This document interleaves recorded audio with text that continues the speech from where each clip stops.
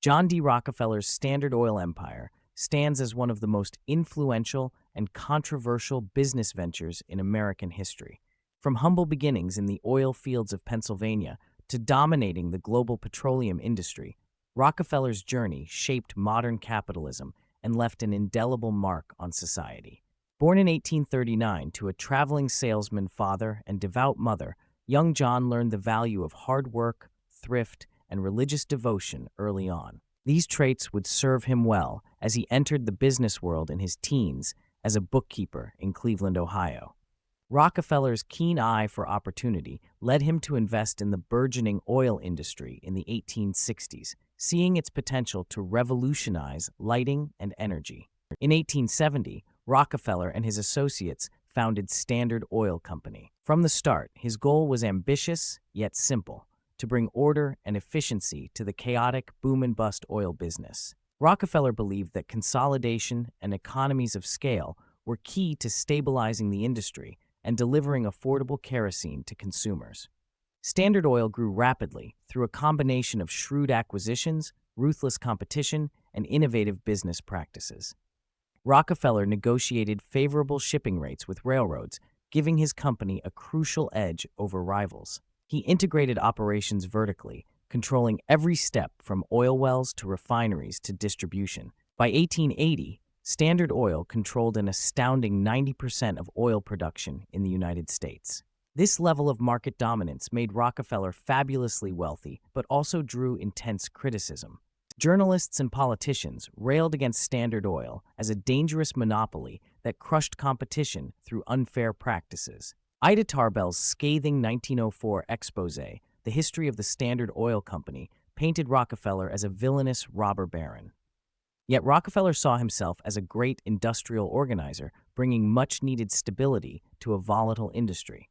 He took pride in Standard Oil's ability to steadily reduce the price of kerosene, making artificial lighting affordable for millions of Americans. Under his leadership, Standard Oil pioneered many modern business techniques like research and development, strategic planning, and statistical analysis. Rockefeller's management style emphasized efficiency and accountability at all levels. He instituted meticulous bookkeeping practices and constantly looked for ways to eliminate waste. Standard Oil's famous blue barrels became synonymous with quality and reliability. Rockefeller cultivated loyalty among employees through profit-sharing programs and generous benefits, creating what he called the Standard Oil family.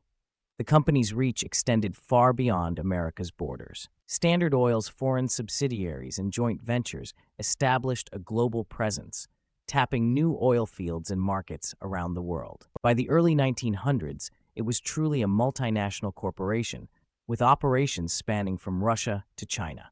However, Standard Oil's dominance eventually ran afoul of growing anti-monopoly sentiment.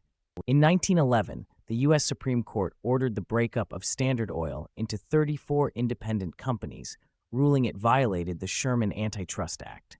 This marked the end of Rockefeller's oil empire as a single entity, though the baby standards like Exxon and Mobil remained powerful forces in the industry.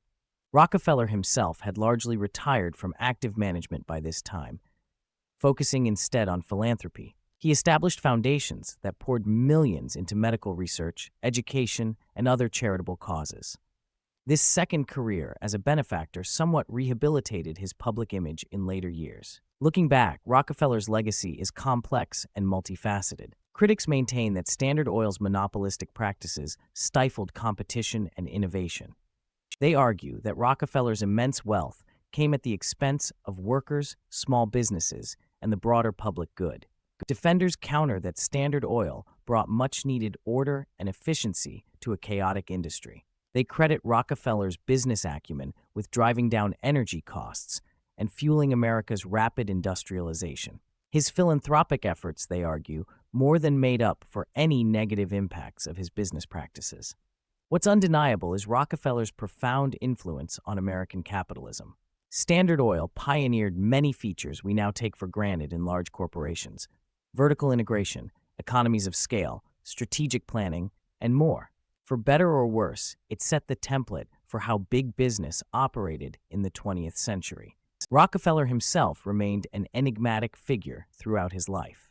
Outwardly stern and reserved, he cultivated an image of the sober, religious businessman. Yet he could also be warm and generous, inspiring fierce loyalty among employees and associates. His famous habit of handing out dimes to children and strangers in his later years became an enduring symbol of his complex character. The breakup of Standard Oil did little to diminish Rockefeller's personal fortune. In fact, as the separate companies grew in value, his wealth increased to truly staggering levels. At his peak, Rockefeller's net worth in today's dollars would have exceeded $400 billion, making him arguably the richest American in history.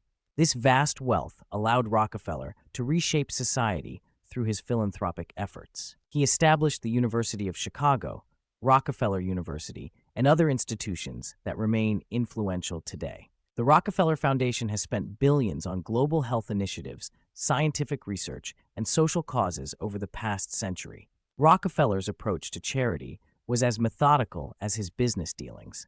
He applied the same principles of efficiency and accountability, carefully studying how to maximize the impact of each dollar spent. This data-driven approach to philanthropy was revolutionary at the time and continues to influence modern charitable giving.